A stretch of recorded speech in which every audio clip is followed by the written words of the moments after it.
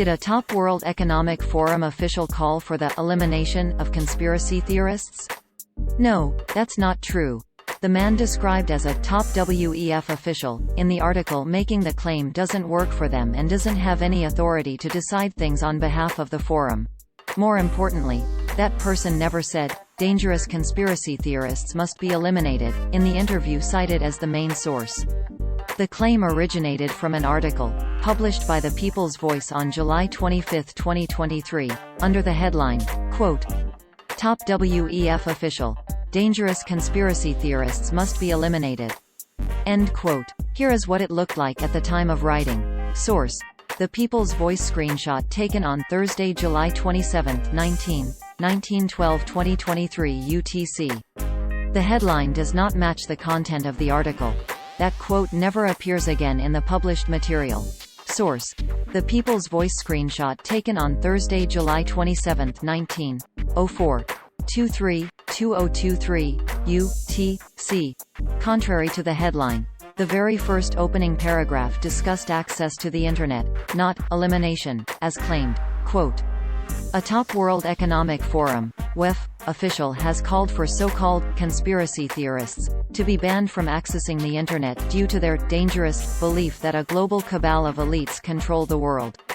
End quote. The next paragraph describing Yuval Noah Harari as Klaus Schwab's right-hand man implied that Harari was the top WEF official mentioned in the title. However, Harari is not responsible for any decisions made by the World Economic Forum (WEF) as an organization. He is an author and history professor at the Hebrew University of Jerusalem who gave several public talks at WEF events in 2018 and 2020. His name is nowhere to be found on the list of people constituting the Board of Trustees, Managing Board or Executive Committee, the bodies that govern the forum. Source: WeForum.org screenshot taken on Thursday, July 27, 6/33/2023 UTC. The article cited Harari's words from the Lex Fridman podcast uploaded on YouTube on July 17, 2023. That episode, however, was not centered around the WEF.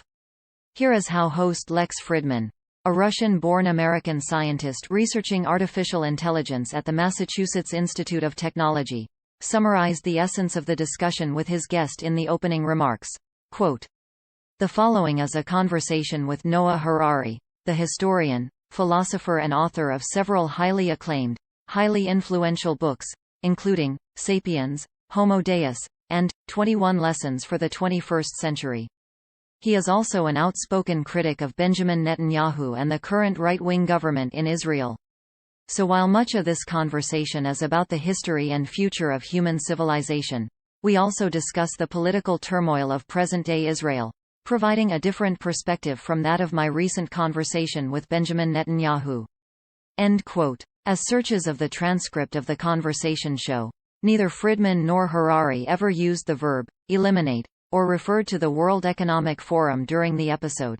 Source: LexFridman.com screenshot taken on July 27, 15/35/45/2023 UTC. Source: LexFridman.com screenshot taken on July 27, 16/02/28/2023 UTC.